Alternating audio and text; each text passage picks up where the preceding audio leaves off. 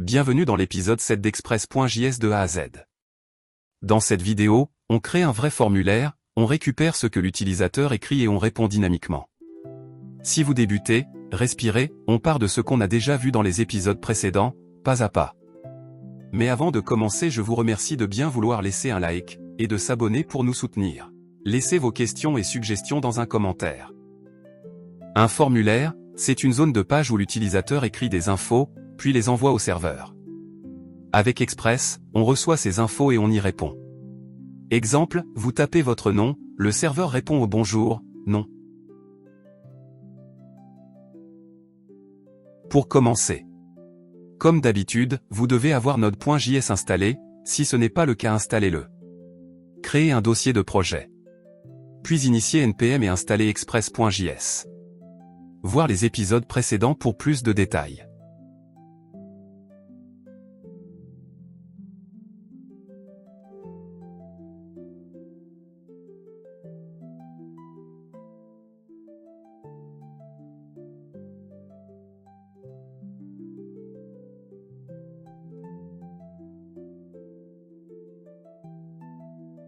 On commence par une page qui contient un simple formulaire, un champ de saisie de texte et un bouton à envoyer.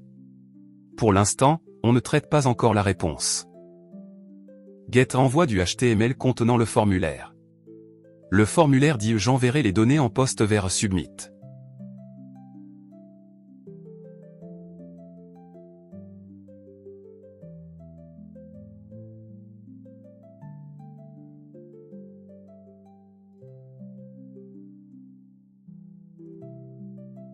Pour lire ce que l'utilisateur a envoyé, on ajoute un middleware. Bonne nouvelle, depuis Express 4.16, on a tout ce qu'il faut intégrer, avec Express.url encoded. Express.url encoded, extended, false, décode le corps de la requête de type formulaire. La valeur se lit dans rec.body.nom.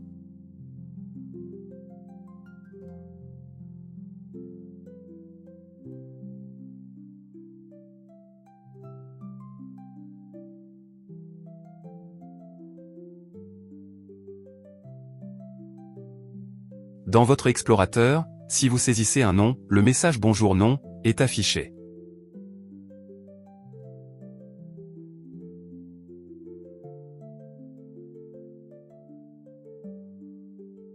Si vous envoyez un champ vide, une erreur est affichée.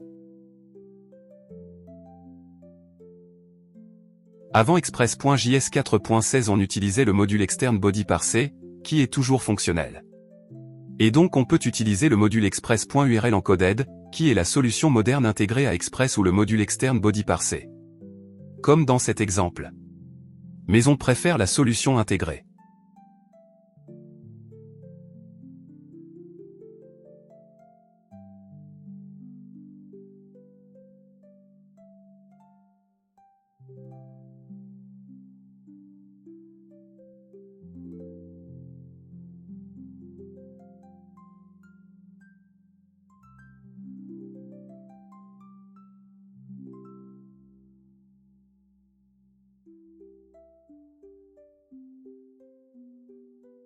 Ne jamais faire confiance aux données reçues. Même pour un nom, mettons un minimum de contrôle côté serveur. Pour ceci, nous allons modifier la fonction appOst, que nous avons vue précédemment. En ajoutant un code qui gère la soumission d'un formulaire de manière basique côté serveur.